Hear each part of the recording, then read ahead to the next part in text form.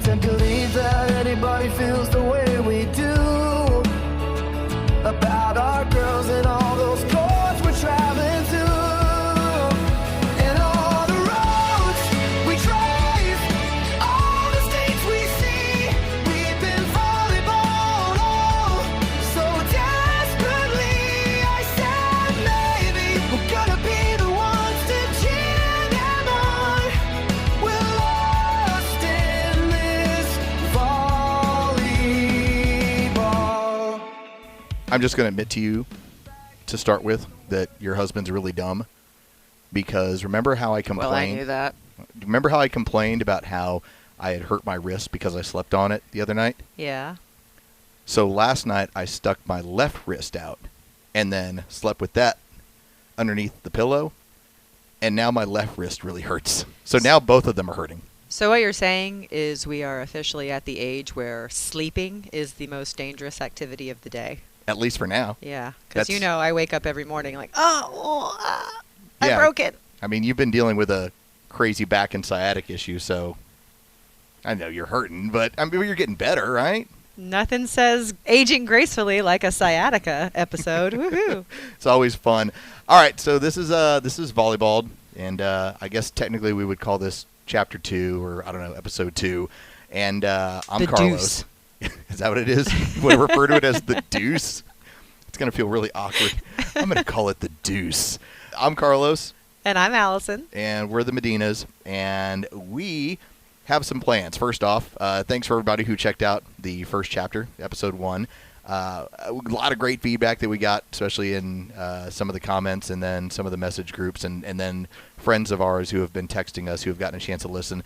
The funny part has now been how many friends of ours have been talking about, hey, which tournament are we going to do this at? And how many drinks are we going to have beforehand? I'm like, that's not how we've been doing this. Yeah, someone said we should get a tour bus, and I don't think we're there yet, guys. No. I don't think we're there yet. The joke has been that one of our good friends, well, he'll build a stage for you. It's like, we don't need a stage. Like, we're not planning on making it that crazy, at least for now. But I will say that we did get a chance to, we've confirmed with one of the top trainers in the area who does strength conditioning, rehab work, even nutrition. So that's going to be coming up next week. And also, I did get a chance, and I don't want to jinx any of this, I may have talked with a representative with Big South, and we might be able to get one of the CEO tournament directors to join us, and hopefully they'll also let us broadcast from there. So we'll see what happens from there. 1,500 teams in 5 minutes when they open registration. That is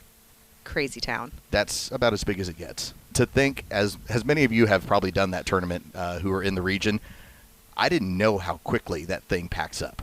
That it's 1,500 in the span of 5 minutes. And when I referenced that with this representative, he's like, oh yeah. He's like, it is now the fourth largest convention. 'Cause that's what it's considered. It's the fourth largest convention in the city of Atlanta, where we broadcast out of.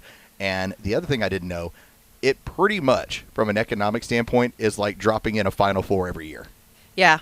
This is the time of year where you're probably starting to get your hands on a tournament schedule for the year. Maybe your practices are now lined out for the year. Maybe you've already started practicing. It depends on your age group, your club, how you guys go about it. But this, in my world, is heavy planning season. This is your Super Bowl.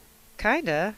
Or the prep work for the Super Bowl, I guess. So let's start right there, because we're going to knock this out on just the tournament scheduling and what goes on at this point. Just as you're saying, many people have already now started to get a tournament schedule. And I will just admit this. I am on scholarship when it comes to this. All right? Like, what does that mean? I don't do any of it. Okay? Like, all I do is I get here's a ticket. Here's what time I need you at this flight or at this place. Here's what time I need you to take us to the hotel. That's the extent of me. So much of this is going to really be about Allison and her methodology, because how many teams have you been team mom for now? Everyone except the very first one. So when we did... And that's why I was a team mom every time after, because the first one I was so lost and had no idea what was going on. And the elected team mom didn't do much to help that for any of us throughout. And I'm a need to know person. And so I figured it out. So we have to go back to 2019 was the last time you didn't do this. But For anyone who has had Allison on the team, you know what the communications look like, the extent of all the data. And so let's start right there. Once you get your tournament schedule, and for those of you who have done this in the past, you know how this goes. For those of you that are new, listen to this lady. I just show up, okay? That's the extent. I carry the bags, I bring in the cooler, I show up. How does this process work for you once we get a finalized schedule? It sounds like our wedding, actually. He just showed up. I don't even think he knew what color we'd be wearing. No, look, they put a tuxedo over here. I'll wear this thing. So, yeah, I do have 2 tentative tournament schedules in hand now. However, I have been researching for the past month where I could to tournaments I thought we may be at or would likely be at. A lot of the local tournaments will have registration open sooner. So you can start to piece together which tournaments your team will be playing in, because you can log into either sportwrench.com or advancedeventsystems.com or whatever platform regionally the tournament is run through, and you can start to see lists of teams that are there and what division that you're expected to play in. So I started about a month ago, particularly with my youngest teams, because they play more locally than they do away. The qualifiers, the registration opens much later, so you don't have a sense of what teams will be there until much further down the road. But with the local tournaments, you can start to piece it together early. And as the other parents on the team know, I sent a very, very preliminary, like, hey, not final. Don't put this in writing. Don't book a hotel or plan anything around it. But here's 5 tournaments our team is already listed under. So go ahead and soft pencil it into your calendar. All right, so let me ask you about that. Because we know, for the most part at least, the national qualifier schedule. And it's always been suggested to us, and you're the one who handles it. Again, I'm just there for the ride. When we get that schedule, we've always been told, book rooms immediately. Now, has that happened so far in this house when it comes to both of our daughters? You missed it. One of them is going to play 11s, one that plays 16s. So this is the first year they'll both be traveling to a multitude of national qualifiers.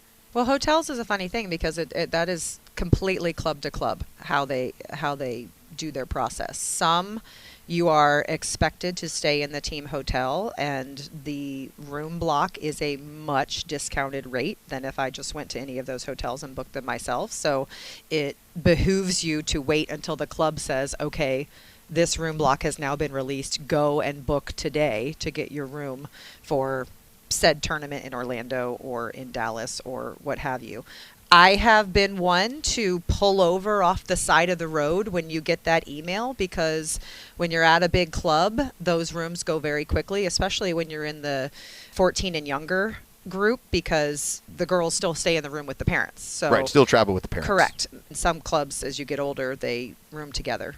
So you pull over on the side of the road and you book the room as fast as possible, because you don't want to end up staying 5 miles down the road and have to commute your kid in and out and do all the things. Now, at other clubs, it's much more loosey-goosey. It's, here's where we're playing, here's what time I need you there, stay wherever you get the best rate, and that's fine. We did see that with our 10s team last year for AAUs, where because we had decided to go at the point that we did, yeah, there was a room block available, but you had a lot of parents that just knew, I have to get my kid to the main hotel by like 7:30 in the morning, no matter where they stayed. Right, which is hard. Yeah. I don't know if you've been in Orlando during AAUs, and all of the teams from all over the country all trying to get the same place at the same time, but traveling in the morning is difficult. It's hard. So I prefer to stay at the hotels where you can walk to the venue if you can get one, because it's just a much easier thing. But ask for help, right? Like, if you don't know what you're supposed to be doing, if you're new to volleyball, if this is the first year your daughter's been on a team that's traveling,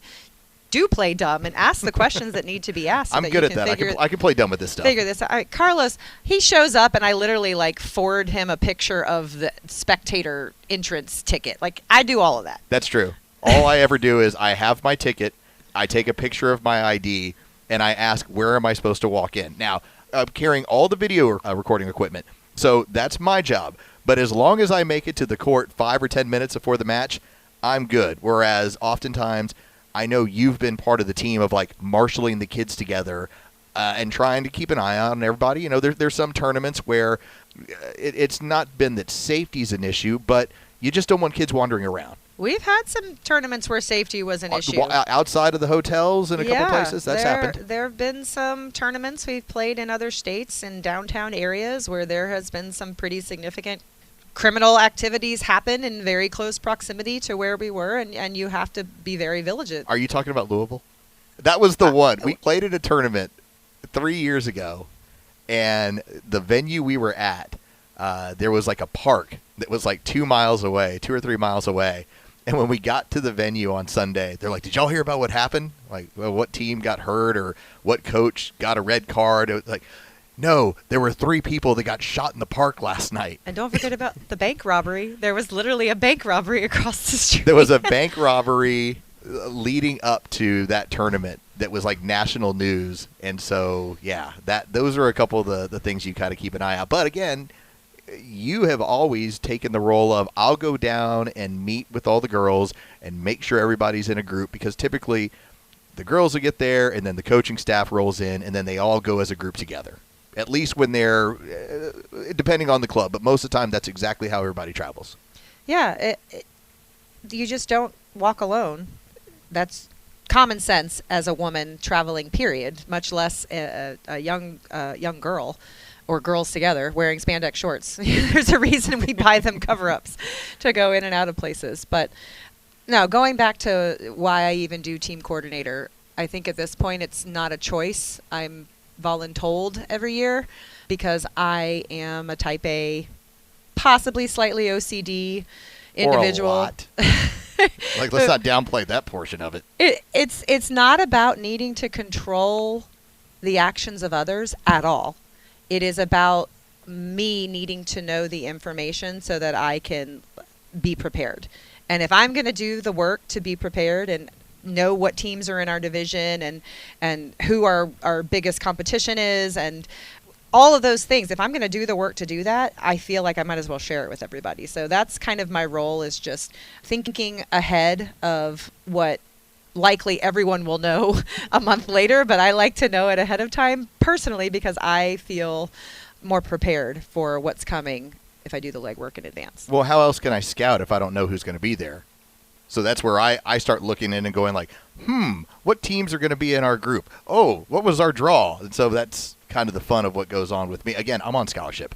And I don't know if I would suggest this to everyone. It depends on your level of OCD, and my wife clearly is that way, and I really need structure. In my professional environment, I count seconds. Like I in my mind, I know I've got 30 seconds, I have 60 seconds, I have 90 seconds. It's very natural for me to want to have an assigned amount of time in what I'm doing. The apps that are available, like we use Cozy, and Cozy is the godsend for us because with the 2 kids and the practice schedules and the training schedules and then the tournament schedules, especially now as we are down to about a week and a half of high school season before the playoffs start, we're now starting to see practices pick up. And I just know for this upcoming weekend, hey, we've got a tournament for high school, but then afterwards our club is practicing, and I would like to be able to do both. But it's really about trying to figure out what you can handle during this time of year. And it's color-coded by family member, so I know exactly who's doing what and what days, and it sends reminders. And if it's not in our calendar, it doesn't happen. It is in and out of my mind. So I am very diligent about every practice, every tournament, every arrival time. Everything is loaded into this app because it's literally how we run our families' lives. And there's plenty of them out there. I just know that when I see blue, okay, that's me. Who am I picking up? Where do I have to be? And this also really plays into something else we wanted to talk about. And every family does this differently. We just know we've seen the results of what happens when you're having to be on the go and your kids, because a lot of times especially when they're younger, you might be picking them up from middle school and immediately heading over to a facility. And it makes it tough to get them fed and to actually get like some real food into them, especially when they're going to practice, 2 to 5 hours depending on that day. So we've gotten really big into in the last several years. I get on the grill on Sunday, and it's just like, how much stuff can I make so we can pre-package meals so that all we do when we're at home, it's a quick throw it in the microwave and head right over to school with it. And that seems to be the one way that we've at least been able to to have our daughters make it through practices and not feel like they have to go get a granola bar from the vending machine. And that's just in the last 2 years. Yeah. We did not always we didn't have always do that. our Yes. ducks in a row. It was like shoving McDonald's down their throats right before a 4-hour practice where they're doing crunches and sprints. Which is I wouldn't not- suggest. Not a great idea. I mean, we have picky eaters. Both of our daughters have very specific things they like. And if you're telling them, hey, listen, you're going to be practicing like 4 hours tonight, if they don't like the food, they're not going to get into it. Or there's been more than enough times where we've had to pick up something on the run and you'll see like 2 bites out of it. And they're like, I can't finish that. I can't have the rest of it. I'm like, well, you're not going to get through practice and you're not going to feel good. And then when the coach starts asking us like, hey, is she all right? I'm like, yeah, that's probably on me. And so that's one of the things that we've done as we kind of get into this transitionary period of finishing one season, getting ready to get another one started. Our meal prep has now become a little bit chaotic and a little manic, but we feel that it works for us. Well, and not just food, but teaching both girls, 11-year-olds, a little further behind in this regard, but teaching them the night before, lay out the color of shirt you need, lay out the shorts, the socks, the shoe, the volleyball bag, pack everything up, have it ready to go, because leaving that on me to get to practice, you don't have time to come home. I need you to be responsible. And I've seen that pay off. My oldest now, now she's in high school and she has to pack her bag the night before because she's got to take it with her and do the double backpack badge of honor walk into school in the morning. I got my volleyball bag and my school bag. Right. I mean, high school athletes, you all know what the double backpack is. We've all done it. But teaching that at a young age so that they understand the art of preparation, it's not just for tournaments and being prepared for the day before a match, but for every single practice. Where's my water bottle? Have I already filled it? Do I have both shoes? Is there a set of knee pads? Do I need an ankle brace? Having all that laid out and prepped and ready so that it's not and this has happened to us too, it's not a call from the practice court. Mom, I forgot my shoes. That happened. Yeah. In fact, when that happened, I think was she 10, maybe 11? No, she was 13. This just happened a couple of years ago. Okay, I remember it differently than you did. But you got the phone call, and the look on your face, I just thought she's going to kill her when she gets there. She's going to murder her when she gets up to the facility. I also remember we had a scenario where, and this is the one I'm remembering, when she was younger, she also forgot, and you had to go to like a Walmart. Oh, that did happen. And buy the Walmart purchase, like the worst pair of shoes that you could possibly be like, I don't know if this is going to last. I think it's the only athletic ones I got. I think they were slip-on. I don't even think they had laces, and she got through that practice. But no, the one a couple years ago. Oh my gosh, that was. By the time I got there with her shoes, a couple of the dads on our team had like helped her out and found her a pair of shoes in the frickin' lost and found. They looked so gross. Sorry to whoever shoes she wore for half a practice, because that's all we had. Yeah, they were scrambling around like, what's your size? Oh, here's what. Oh, okay, well, let's see what we can. That's the nice part, too, about when you're at a larger facility. The lost and found's pretty extensive. You could probably get away with it for a little while. So gross, though. It's so gross. But that's the reason why. And it's not just travel. Like, I make it a point. I always have, because my oldest, this doesn't happen with my youngest yet, but it's going to happen. My oldest, as an outside and a 6 rotation player, she's all over the floor, and she goes through shoes in the span of 4 months. Maybe we get 6 months before they tear. In fact, one time last year, her coach flat out told her, unless you get new shoes, because she kept wearing this one she really liked, and she had a tear that was right near like her right pinky toe. You could see her toe pop out of her shoe at times. He's like, you will not play in the tournament unless you get new shoes by the weekend. And so finally, because she's so picky, we were able to find a pair that she liked. But that's one of the things I always made sure to keep an extra pair of shoes around just in case she blows through a pair during a practice. When I played in high school, we got, our standard issued team shoes at the beginning of the season, and like a month and a half in, every year, my right toe would wear out to where I had a hole and you could see the sock, and I'd have to ask my mom to get me another pair of shoes. Oh, good luck with that. And she would scream at me because she knew the reason I had a hole in my right toe is because I dragged my foot when I served. She's like, you better get that big foot up off the ground. See, that's not different than what, and because my dad would do the same thing.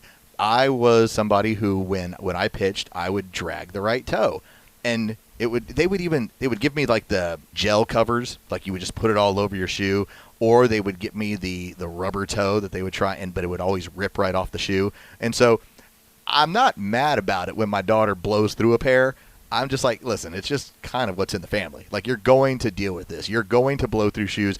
Like right now, her jersey for high school has like 5 holes in it, or like all over In the the sleeves, elbows. in the elbows, because of just how she plays. And I don't know, biologically, my wife has apparently sharp elbows, sharper than everyone else. I used to see her come home from work, and she'd be like, "It happened again," and she would point at her elbow, and it'd be like a brand new shirt, brand new blouse, and here's a hole. So it does not surprise me one bit when it comes to my oldest daughter that she's blowing through high school jerseys, and that at this point, with this much time left in the season, they're like, "No, we're not going to do anything about it. Like, you just got to live with it. You got to wear it." I know so many families who buy 2 sets of the jerseys now, more so, for a 3-day, 4-day tournament, so they don't have to do laundry. But I've never done it, although I consider it, because we rip holes in everything. What's wrong with us? I don't know. I mean, I get it. They play hard. Like, they go at it pretty hard. But it always feels like when it's a tournament, and let's say it's Saturday evening out of a 2-day tournament, and they come back to the room, and they always do the same thing. "Hey, look what I did." And sure enough, whenever we've had at club, whenever they've gone long sleeve jerseys, that jersey survives maybe like 2 months when it comes to my oldest daughter. My youngest, she's fine so far. But I think this is the first year, because she's played generally like middle, and she's played a little bit of defense. I think she's going to play a little bit more defense and be on the court and be on the ground. I fully expect her to be blowing through jerseys the same way that her sister and her mom does. Yeah. Knee pads are a whole other thing. They're disgusting. Oh, my God. They're bad. And how much what are we, like, washing them like once a week? Like, we have like 20 pairs. We have a new system. The new system is, once you've worn them, you have to flip them inside out, so I know which ones are the dirty ones when they throw them all over their room or in their bag or whatever. Because both girls now wear the same size. They look the same dingy, grayish, Yeah. gross equipment. gray-brown color. And I can't tell them apart. I can't tell what's clean, what's dirty, whose is whose. So the system is you have to have it inside out, so I know those are the ones to wash. And then I just put them in like a basket in their room so they can grab fresh ones whenever they need them. Because it's gross. It's gross. Like, volleyball girls are stinky. I just remember we had, when it came to football, we had facilities to where they would wash our stuff and it would end up back in a locker. That doesn't happen No. during a season. And it certainly doesn't happen when we travel. We would bring, like, what are those little, like, Tide Pods or whatever they were to wash stuff in a sink and then hope that it would dry. I mean, that's just kind of, or we would, depending on the hotel, sometimes you stick it on the air conditioner, just depending on the niceness of the place that you happen to be staying in. Or illegally on the sprinkler system that you're not supposed to put hangers on, that I've been putting hangers on my entire life. Might have done that a few times. I have walked Sorry, into the room. Marriott. Yeah, like, I walked in and be like, why is it okay? I get it. She's trying to dry that from there. All right, so again, like I said, we've got a handful of different guests that are going to be coming up over the next week and a half. We got a couple other people that I've been talking to that, in fact, one of them is a coach who's won a national championship. Her daughter is now a freshman playing at the university level, and we're waiting for her to confirm as far as when she's going to come on and just tell you about the entire process that they went through. They were one of those people that got a call on June 15th, and that entire process started of recruiting. And so she was going to go through a lot of that stuff. In summation, what would you suggest to people as we now transition out of high school, getting into club season, getting your stuff ready to go? What's something you would give the people to say, okay, if you do this, you won't tear your hair out later? Well, survive the next month, first of all, for you high school parents out there, because you got to wrap up postseason as you're prepping for your club season. So good luck to all the teams out there. But yeah, no, I think just start thinking ahead for your calendar. You know, you're going to have family weddings, you're going to have graduations, you're going to have things you need to think about, and having those tournament dates on the calendar in advance really starts to help map out the next 7-8 months of your life. Not to cut you off, but also another reminder too that I was just thinking about that we just went through. Tell your teachers. Oh yeah. We have a daughter that's in theater, and we've had to let them know, here's when she's available, here's when because this is, let's face it, once you get to play a certain level of club volleyball, this is non-negotiable. Like, you have to be with your team as much as you want to think, hey, she's playing the lead in Snow White. All right, she's not going to be available for the Saturday show. Like, you just have to get this stuff out, and then knowing, too, how many days you're going to miss. Got to line that out with your teachers, because that was something that we learned, not the hard way, but, it was during the COVID year, and so between some of the time that she was playing volleyball, and then while also when she did get COVID and she missed time, we got like a letter in the mail, like, you've missed a lot of school. We're like, you made us not go to school to go along with the volleyball stuff. Yeah, you want to see Allison's, like, top blow? I read that letter out loud and immediately got up and walked the 10 feet over to my computer and started, like, angry typing a response back to the school system. I walked into the office, and you go, the nerve! They won't even let her come back to school, and I got a letter. But again, they were counting like the 3 days she had missed for a couple of national qualifiers, plus when they told her she couldn't come back to school for like a week. Well, that was back when you or anyone in your household tested positive for COVID and you had to stay home for, like, what was it, 7-10 days? Something like I don't that. know. Well, that happened to us twice. So yeah, she was told not to walk into the building, and then they issued us a social services edict. Which is Like, really we were awesome when you get that. Just trying to not keep our kids out of school. Anyway. So, yeah, I'd say talk with the teachers. Talk with your schools. Make sure you get a chance to just say, here's what I'm going to miss. Here's what's going to happen. And at least they'll be able to work with you a little bit. And if you have multiple kids playing, as we do, start identifying where you're going to need either parent help, friend help, or, in our case, grandparent help to make it all work. I think I discovered today there's a weekend in March where one of ours will be in Minneapolis and one of ours will be in St. Louis. So that's never happened before. Yeah, I don't believe that's going to be close enough to take care of that one. We got to figure out how to make that work. Are those both that's qualifiers? New. Heck yeah, they are. You think I'm going to Minneapolis not for a qualifier? Okay, I was just kind of curious. I know we've been kind of bouncing back and forth looking at both of their schedules and trying to figure out where we're going to be and what we're going to do. And the priority is like, was that a qualifier? Okay, well, make sure we get – because we try and get there as early as possible. That's all. We never want to be that family that lands and then we're trying to get to the team meeting that's getting ready to start in 30 minutes and we're 45 minutes away. Yeah, it's not fun. It's not fun. All right, well, take us home. Just whatever you're going to do. I mean, you get to end the shows. Oh, is that my job now? Oh, okay. I need a tagline. Oh, wait. We said that because you had suggested that we should tell people that we're a couple of journalists. And I'm like, I'm not a journalist. I've never been a journalist. We're 2 seasoned journalists turned volleyball parents. No, I've never been a journalist. I've very rarely have had journalistic responsibilities outside of when I covered a team back in Dallas. What I suggested is we say we're a couple of seasoned media professionals turned volleyball parents. Okay, I'll roll with that. Today is gonna be the day that we run out of cash. Watching every serve and kill, it's a total smash. By now you should have somehow realized what we've lost. Our free time's gone, it's all for volleyball at any cost. I tend to believe that anybody feels the way we do about our girls and all those courts we're traveling to. And all the roads we drive, all the states we see. We've been volleyball, oh, so desperately. I said maybe we're gonna be the ones to cheer them on. We're lost in this volleyball. Backbeat, the word is on the street that we're broke again. Entrance fees for tournaments our girls already in. I'm sure you've heard it all before, but we're at the bar, drinking through the overwhelm. No life beyond this far. Don't believe that anybody feels the way we do about the nets and all the chaos we're stuck into.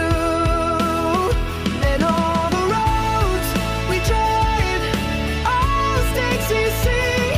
We've been volleyball, oh, so desperately. I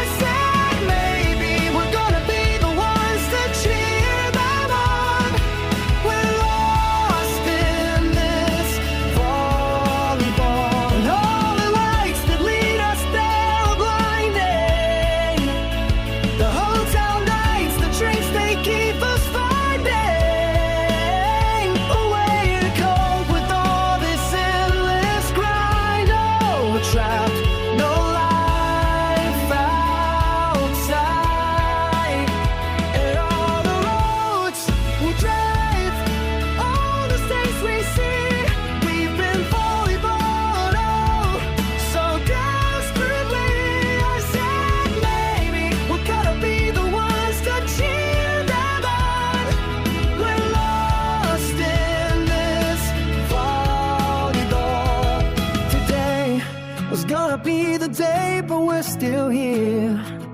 Volleyball, oh volleyball. I don't believe that anybody feels the way we do.